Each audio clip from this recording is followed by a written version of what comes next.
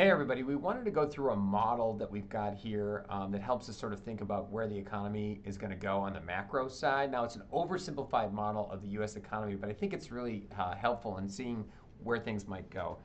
Take a look at what we call the two balloon method here.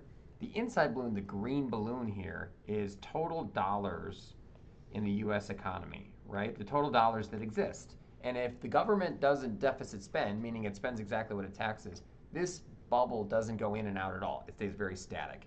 The outside bubble is the leverage on that money, right? Are people willing to borrow a lot, or are they pulling back a little bit essentially? And the two of them create GDP.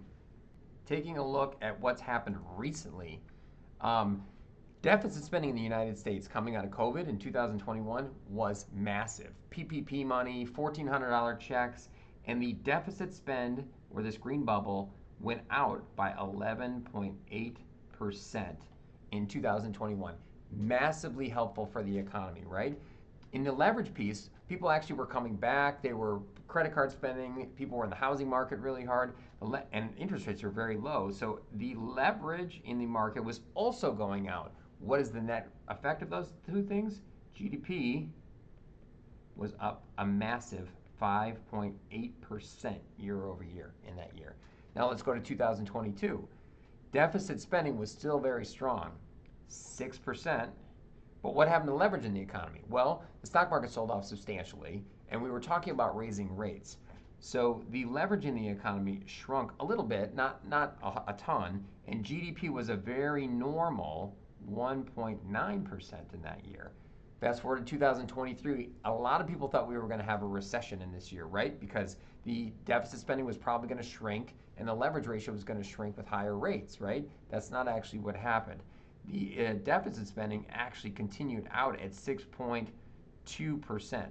How did that happen? Well, we fought two wars, that was part of it, and we kicked the deficit, the debt ceiling debate till after the election, which gave us the ability to borrow as much as we want to. So deficit spending was still really strong in 2022. Now the leverage ratio did come in a little bit because rates were higher, but what happened was the Fed was able to engineer what they were hoping here, which was a soft landing, and GDP was up 2.2% and not negative, which it would have been in a recession.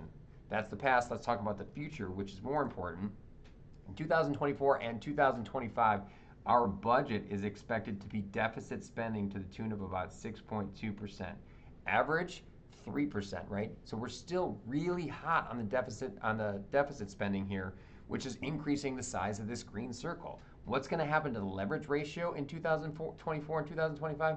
Well, what they're talking about doing is lowering rates. Lowering rates would increase the housing market, would increase some debt takedown, which would increase the size of that circle, which would probably create GDP, which is expected to be about 2%, probably make it a little bit higher in 2024, could make it substantially higher in 2025, right? But what do we get with all of that deficit spending and what do we get with all that increased leverage? We are probably going to get inflation 2.0.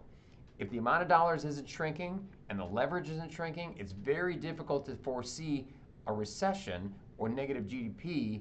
However, we will have to fight inflation in 2024 and 2025 if we continue to put all of this money on the US credit card, which is now at nearly $35 trillion. Thanks for following along. We appreciate you. Hit us if you have any questions.